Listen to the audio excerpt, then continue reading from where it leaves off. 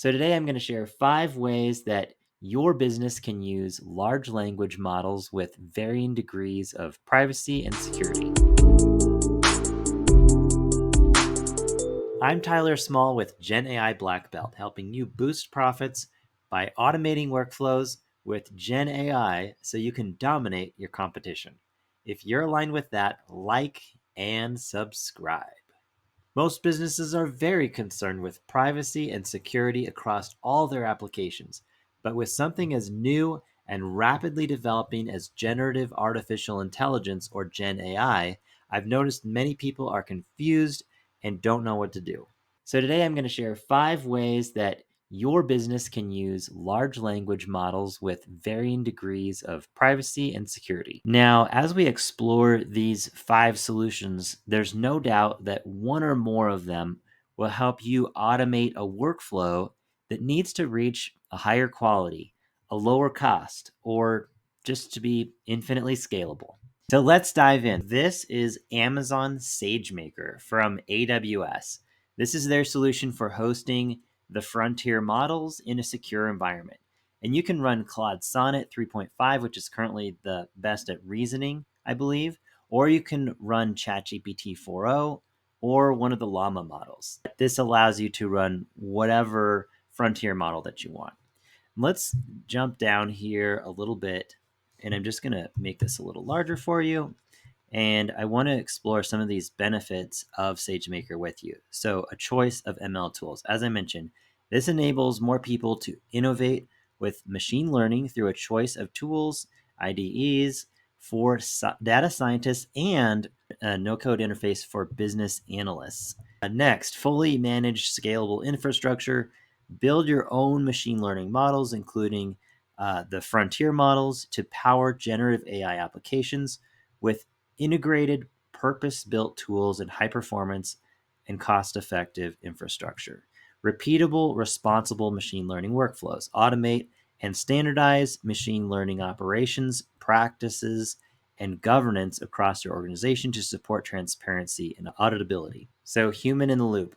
Harness the power of human feedback across the machine learning lifecycle to improve the accuracy and relevancy of frontier models with human in the loop capabilities. And I believe what it's talking about here is there's a lot that you can do here in actually building the machine learning models and designing the training processes. Finally, with generative AI assistance, get assistance through the entire machine learning development journey from data preparation and model training to model deployment.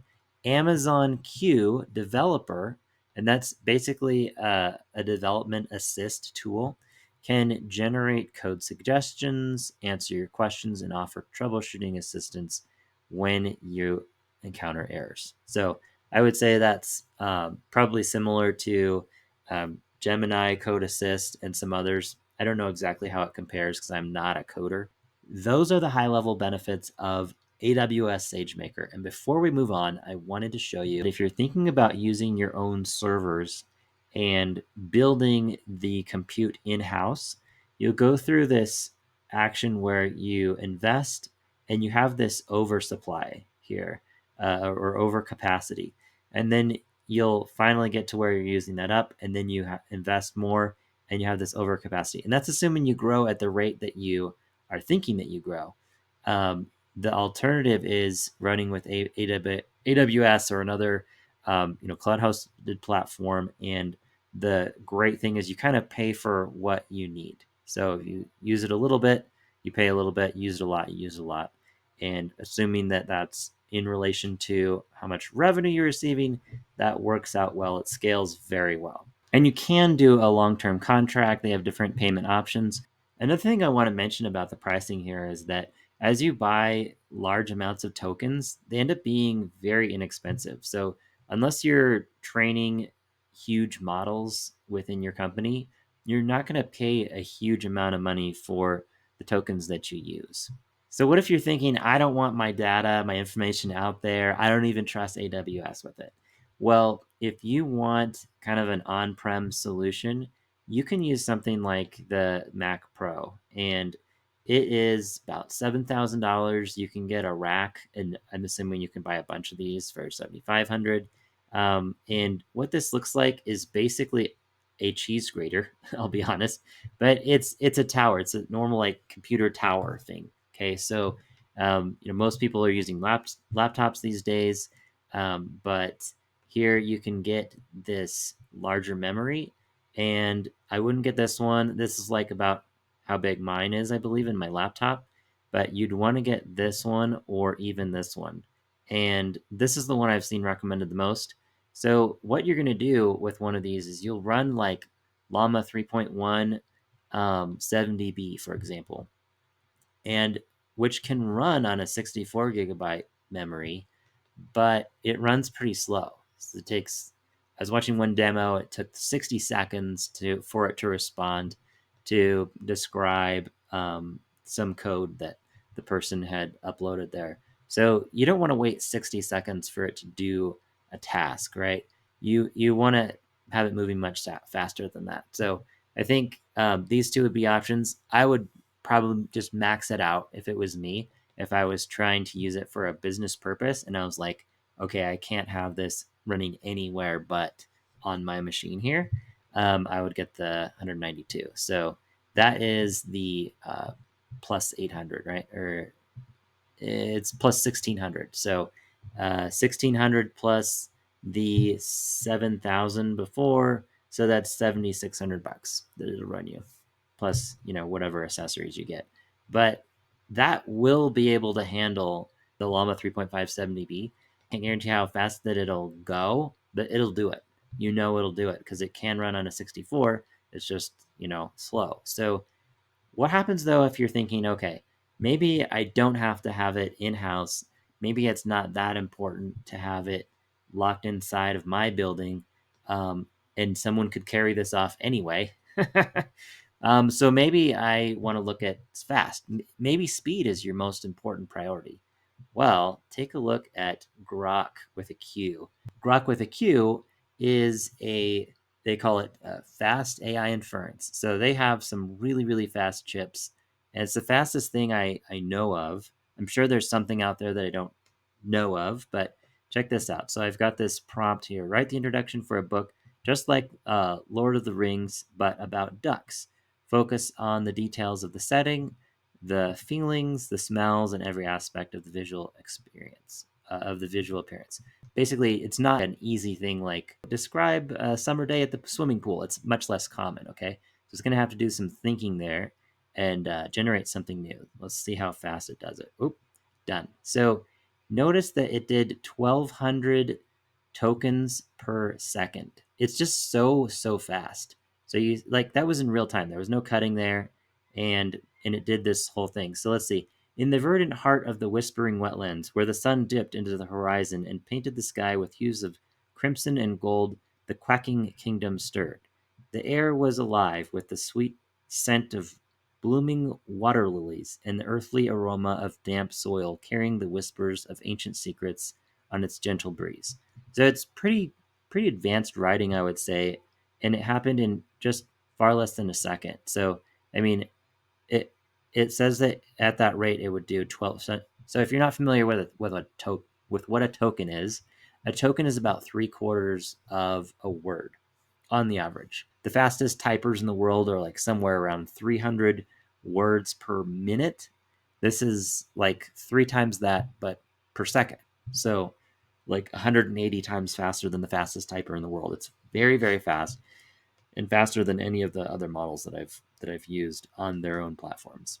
So if you want speed, it's Grok with a Q. Okay, fast. And if you're looking at token cost, so here's an actual breakdown. I didn't show you a breakdown of AWS. I'm sure if I dug around, I could find it. It might depend on a bunch of different factors, but so Llama 3.170B.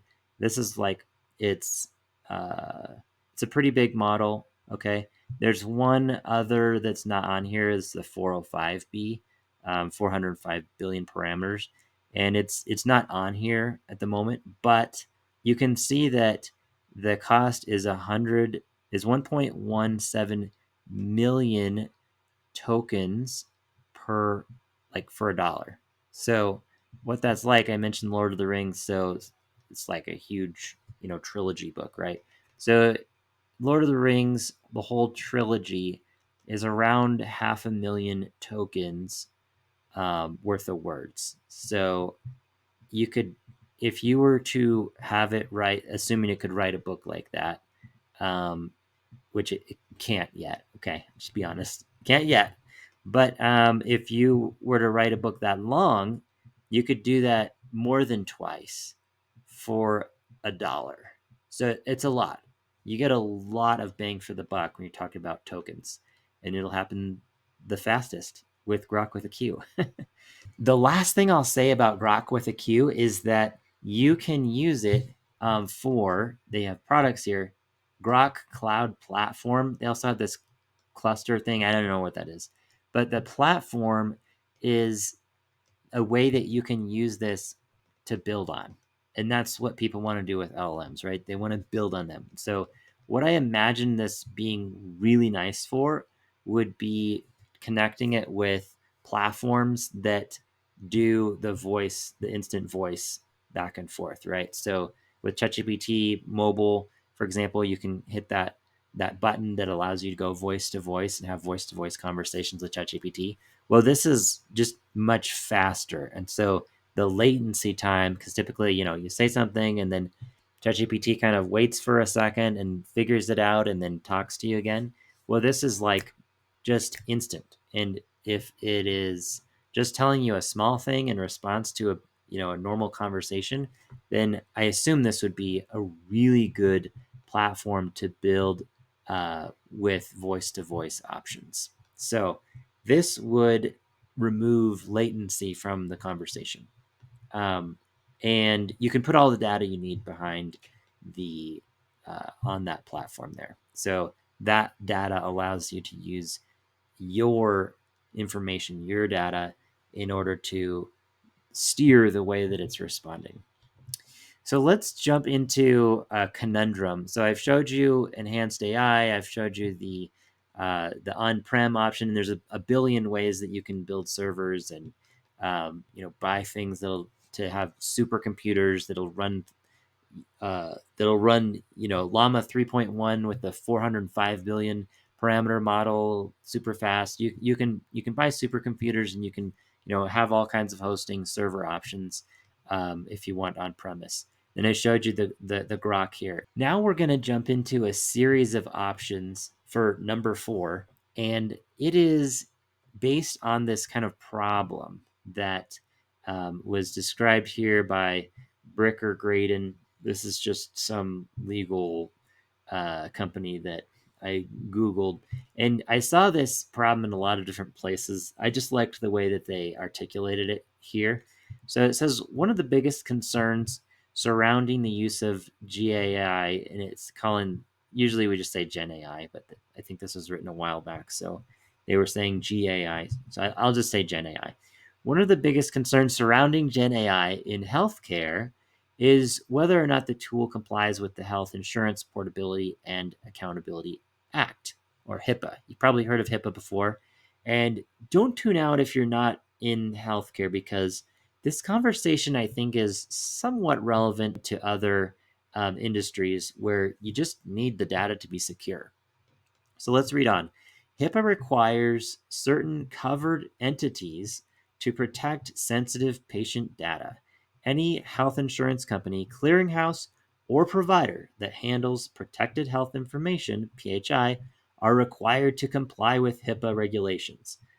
And I've taken trainings on this before. It's a big deal in healthcare, and I would say it's similar to other industries in that, like, you've got to follow this in healthcare. It's similar to like following the SEC guidelines with financial things. It is a non-negotiable. Okay. So now it defines business associates. It talks about business associates, which are third-party organizations that provide services for or on behalf of a covered entity and receive PHI from a covered entity in connection with those services and are required to comply with HIPAA standards and sign business associate agreements, BAAs, with covered entities agreeing to comply with HIPAA regulations. So um, what this is talking about is any third party that a company is working with. If you're working with a company and you're sharing uh, protected patient data with them, they have to sign a business associate agreement that says, we will protect this data. We will keep it secure. We're not going to leak it. We're not going to share it with anyone. We're not going to show it to anyone who doesn't need to know about it for the purposes of giving that person healthcare. So this is a big deal. And there's been a lot of conversations online about, oh, is ChatGPT HIPAA compliant? And the answer is yes and no. So for a larger company, it appears that it is easier to get there. And the reason is, let's see, there's other conversations like this, but I picked this one because it sums it up just very quickly. This person asks on the OpenAI forum, community forum here, does the ChatGPT API follow HIPAA compliance? If not, how can I make it do so when I customize the API? OpenAI company should not get access to the user data. Correct, right? So this was responded to by this person at, I assume they're at OpenAI. They said, we are able to sign business associate agreements in support of the customer's compliance with the Health Insurance Portability and Accountability Act. Please reach out. Please read more in our BAA FAQ. So I read over that. It just basically says the same thing in more words. And here's the question. If you are in healthcare, do you really have to have this signed thing in order to cover your butt? And the answer is yes. Like I've read about this all over the place online, and they say yes, you have to have this. Now, I don't know what if there's a gray area there for like tiny little practices. If you're like in, some rural place and you're like flying, off the radar or something. Like, I don't know if there's a gray area on that in healthcare. Like, I wouldn't encourage you to test it. But if you are a large enough company, and part of the thing here is OpenAI is huge, and there's an enormous demand for their services. So, even with one of the universities that I've worked with, when they were like, "Hey, can we get a discount? We have, several tens of thousands of students plus faculty, you know, and OpenAI was like, like, nope, no discount for you. Like, not going to happen." So that was interesting. And I imagine that they're similarly like, they kind of like, if you're a little fish in their big pond, you don't get a lot of attention because here's the thing, there's a lot of complaints that this does not happen. And people are like, hey, I tried to get my sales rep to give me the BAA, and they wouldn't do it. They wouldn't get back to me. So that can be a big issue. Now, um, here's a question: if you're not in healthcare and you're like, well, is OpenAI really leaking my information? Like, is this an actual issue with leaking stuff, or is this just a like checking the box to have this BAA agreement in place in order to cover my butt if something were to happen, um, regardless of how unlikely that might be? So that's a big question in my mind, and I think the answer is it depends. Um, I think that for purposes of other industries that don't require this BAA, then it might be okay. It might be okay. But let's just answer the question for healthcare first. What are you supposed to do if you're not a huge healthcare company and you don't have the leverage to get the attention of your sales rep and get this BAA in place? Well, there are things like Bastion GPT. So have not tested this out, but it looks like a decently featured platform that utilizes ChatGPT under the hood. We call this a wrapper tool. So they have ChatGPT running in the background, and underneath it all, and they're using those APIs. It's very secure. They've designed it just specifically for security, and I won't go into the details, but the APIs are with a degree of separation from OpenAI, so that it's in your court, so to speak. So this is one option specifically for healthcare. Another one, and I got this recommendation from a friend of mine. Kendo is it like it's not fully featured, but if you don't need to make images and you just need to protect your patient data, this is an option because it has this feature. He tells me that basically redacts any kind of patient information. So if it sees an address or a name or a social security number or anything like that, it will pull it out before it even goes in. And I've read about there's lots of different options like this. I think it's probably similar to what's happening with Bastion GPT, but it's just another option. And you can do a lot of things with Kendo AI. It's not necessarily just for healthcare, but you can also build workflows, things like that. Which leads me to, you might have known this was coming, Enhanced AI's Flux Prompt. And I just wanted to share a couple of these things. Kimberly Clark using them, they save 1,100 hours per project. All in advertising, 700 hours weekly saved. Impact saves $52,000 monthly. 60/50 saves $500,000 on FTEs. Already has saved that much. And Agreed is they've worked it into their platform. It is such a cool platform, and it'll allow you to do things like to just operate in an environment that's a step removed from those, from OpenAI, for example, with ChatGPT 4.0, and you can use the models and string them together to automate workflows in an environment that is protected from OpenAI itself. So it's not your on-prem, uh, environment, but it's very scalable, and it's a resource that I found to be very, very friendly and usable. So moving on. So that's number 4, is this set of wrapper tools and productivity tools that will allow you to automate workflows and or just use, like Bastion GPT, just kind of use something that's similar to ChatGPT. It's on ChatGPT under the hood, but it's separated. So let's move on to number 5, which is using the frontier model itself. So here I've got ChatGPT, and maybe you're into Grok 2 or you're into using Claude with Sonnet 3.5, and that's great. I'm most familiar with ChatGPT 4.0, and so I'm going to show you how it works with OpenAI's platform. So first things first, let's go to what they're talking about. So if you don't pay for the service, your content, your data is being leaked into the model. It's being trained to use the model. Like, that is understood, and like I feel like everybody knows that at this point who's looked into it with the slightest amount of curiosity.